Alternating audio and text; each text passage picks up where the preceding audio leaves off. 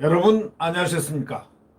오늘 고통의 1년이 지나가는 마지막 달입니다. 12월 달입니다. 윤석열 검찰총장 징계위원회가 내일 열립니다.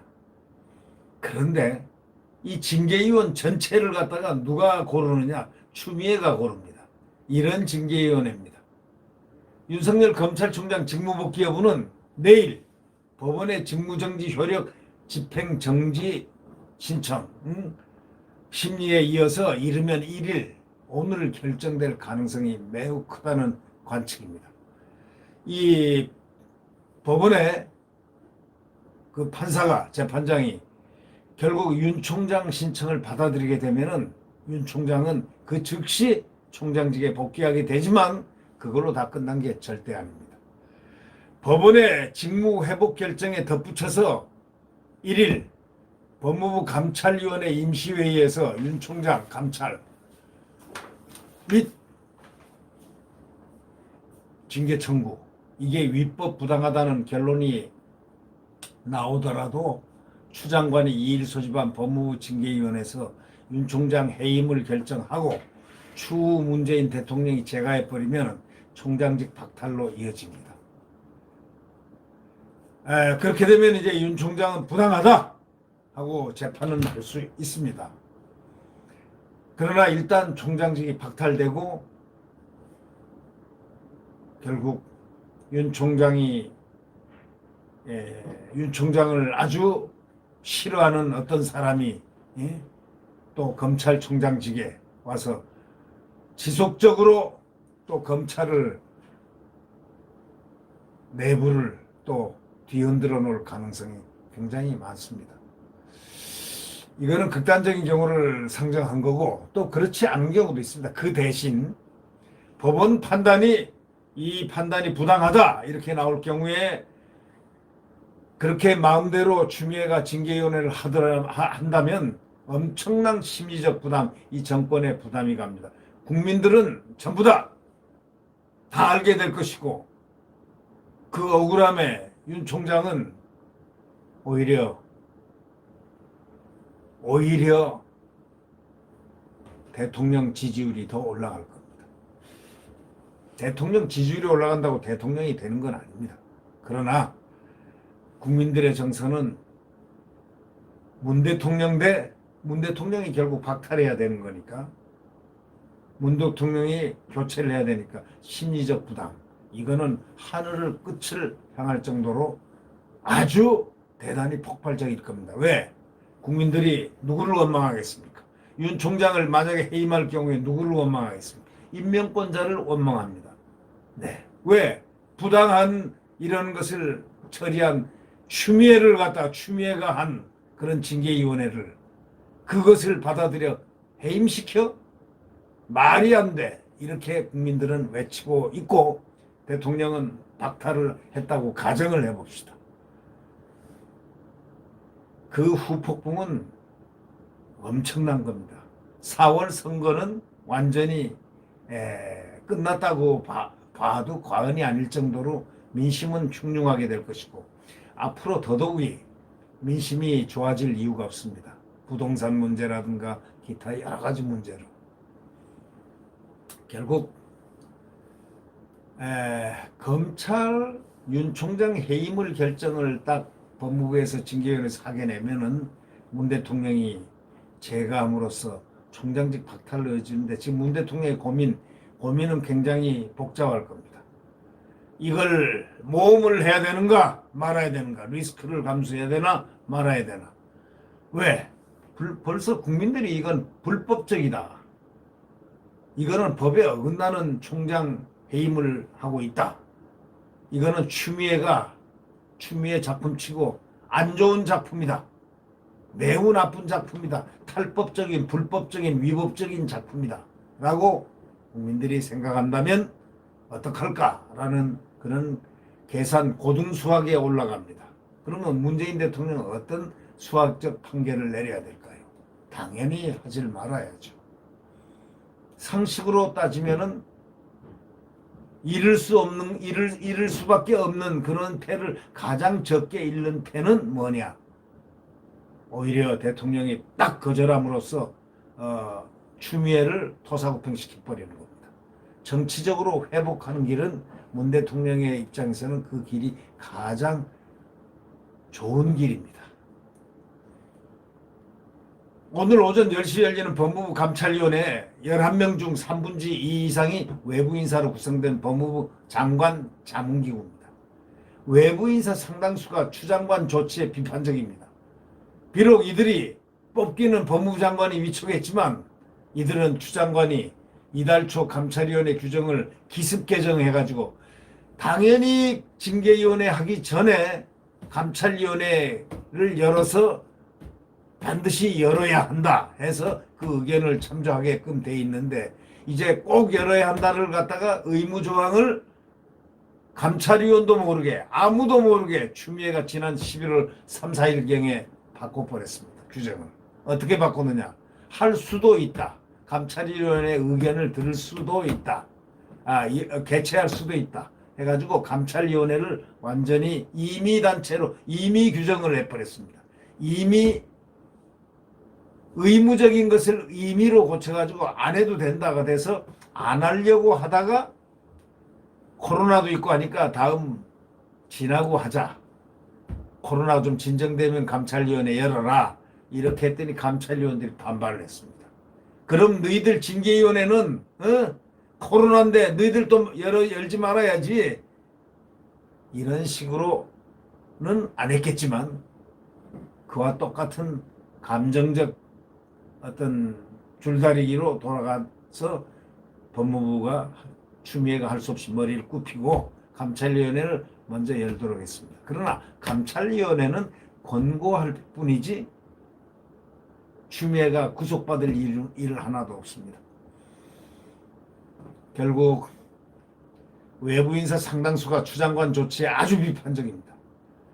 이달 초 감찰위원회 규정을 기습 개정해가지고 의무조항이었던 감찰위원회 개최를 선택조항으로 바꿔버리고 윤 총장 징계 청구 전 감찰위원회를 열지 않은 것도 굉장히 비판의 대상에 올라 있습니다. 이번에 임시회의도 이런 감찰위원들 요구에 따라 소집됐는데 결국 감찰위원회 회의에서 징계 청구 철회 공고를 의결할 가능성이 지금 매우 높습니다. 오늘 그건 뭐냐. 권한은 없어도 이것이 국민들에게 각인되는 그런 효과가 엄청나게 큽니다. 또 이게 이렇게 되면 감찰위원회가 이렇게 만약에 권고를 해서 윤석열 총장의 손을 들어줄 경우에는 이런 현상이 일어납니다. 법원의 판단에도 보이지 않게 어느 정도는 영향을 줄 수 있습니다. 지금 법원은 재판장이 혼자 하는 게 아니고 합의부에서 지금 한다고 그럽니다. 전원 합의부라고 그러니까 거기 합의하는 사람이 한 3명 정도가 있지 않을까. 흔히들 배석들 하면 보통 3명인데 그 3사람들 중에 어떤 사람이 있는지를 모릅니다. 우리법 연구의 판사도 있을 수 있고 이런 사람 저런 사람이 있을 수 있는데 그 판결이 요즘은 황당한 판결이 나오지 않습니까? 그러니까 의문부호를 많이 갖다 붙입니다. 그러나 이 경우는 국민들이 이미 다 알고 검사 어저께는 추미애 라인인 대검 차장까지 아서세요. 조금 멈추십시오. 이건 철회하십시오. 하고 추미애에게 칼을 겨눴습니다. 이런 등등의 일련에 그리고 검사들이 여태까지는 59개청에서 1개청이 아직까지 미적됐었는데 1개청까지 통합을 해서 전부 다 평검사들이 전부 이 대열에 해서 59개청 대한민국 검사들의 100% 검찰청이 평검사들이 참여했습니다. 추미애 불법이다. 총장 저렇게 하는 거는 불법이다. 라고 전부 다. 그럼 온 검찰이 전부 100% 불법이다라고 하는데 물론 거기에는 몇 명의 애완경, 속칭 애완견으로 언론에서 표현되는 그런 검사들이 있죠. 그 검사들이 몇 명인데 극소수 중에 극소수입니다. 그러니까 결국 뭐냐. 전체 검찰의 의사에 반한 판결을 재판부가 할 수가 있는가. 국민이 반대하고 또 감찰위원회가 법무부 감찰위원회가 만약에 반대한다면 상당히 영향을 줄 가능성이 오늘의 감찰위원회 회의입니다. 징계 청구 철회 권고를 의결할 가능성이 매우 큰 것으로 전해졌습니다. 감찰위원회 의견은 권고적 효력에 그치기 때문에 추 장관의 2일 검사 징계 위원회에서 해임을 밀어붙이는 것을 막을 수는 없습니다. 이제 추미애도 운명을 아마 예측할 수도 있겠습니다. 아, 이러다가 내가 토사구팽 되는 것인가. 어떠한 떡이라든가 이 귀가 아름답게 귀가 좋게 들리는 그런 조건을 주더라도 아, 해임에 가 있어. 그 다음에 당신은 이런 자리야. 아, 총리 자리일 수도 있고 요것도 있고 요것도 있어 하면은 딱 마음을 놓고 또 밀어붙여가지고 만약에 그만뒀다. 토사구팽 아닌 토사구팽이 됐다고 칩시다. 그 다음에는 약속을 담보를 못하는 겁니다. 왜? 누가 살아야 됩니까? 현존 권력이 살아야 된다고 우리가 살아야지 라고 생각되면은 완전 토사구팽, 낙동강 오리알이 될 수 있을 가능성이 매우 높은 사람이 추미애입니다. 낙동강 오리알이 무엇인지 잘 아시겠죠? 결국은 못된 어떤 행동, 못된 것을 항상 하던 사람이 잘못돼 가지고 나중에 저기 토사구팽 당해 가지고 있는 것을 낙동강 오리알이라고 그러죠. 예, 그럴 가능성도 없지 않아 있습니다. 추 장관 본인은 징계 청구자라 심의 의결에 관여할 수는 없고 나머지 추 장관이 원하는 대로 구성할 수 있는 구조가 되어 있습니다. 징계위원회가 내일 열리는. 특히 검사는 심재철 검찰국장이 들어. 심재철이 누굽니까? 오른팔 중에 오른팔입니다. 오른팔이 하나밖에 없는데도 그 중에 오른팔입니다. 심재철 국장. 신성식 대검 반부패 부장 다 오른팔입니다. 이종금 대검 형사부장 다 오른팔입니다. 참석 대상으로 거론되고 있습니다. 이종근은 여러분 잘 아시겠지만 이종근 형사부장은 누구냐? 박은정 부부검사입니다. 박은정 아시죠?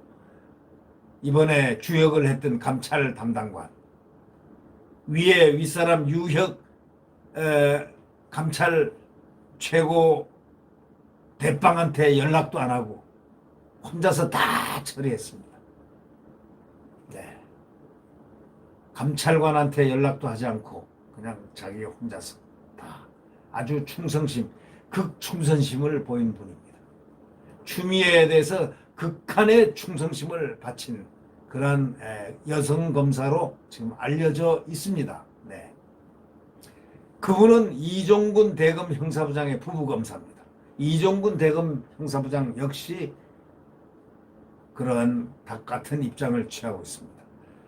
이분들이 참석 대상으로 지금 됩니다. 심 국장은 추 장관, 윤 총장 감찰 및 수사 근거를 내세우고 있는 판사 성향 문건의 제보자이고, 신성식 부장은 채널A 사건 처리와 관련해서 수사 상황을 KBS에 유출했다는 의혹을 받는 등 윤 총장과 껄끄러운 관계에 있었고, 이종근 부장은 윤 총장 감찰을 무리하게 밀어붙이는 박은정 대검 감찰관의 남편이라는, 바로 그래서 기피 대상이라는 바로 그러한 부분들의 문제가 지금 있습니다.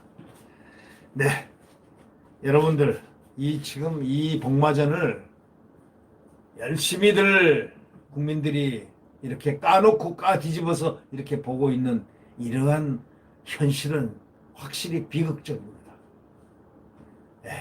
이 비극적인 이 현실을 우리 국민들은 감내를 하면서 다시 한번 각오를 다지지 않으면 안 될 것입니다.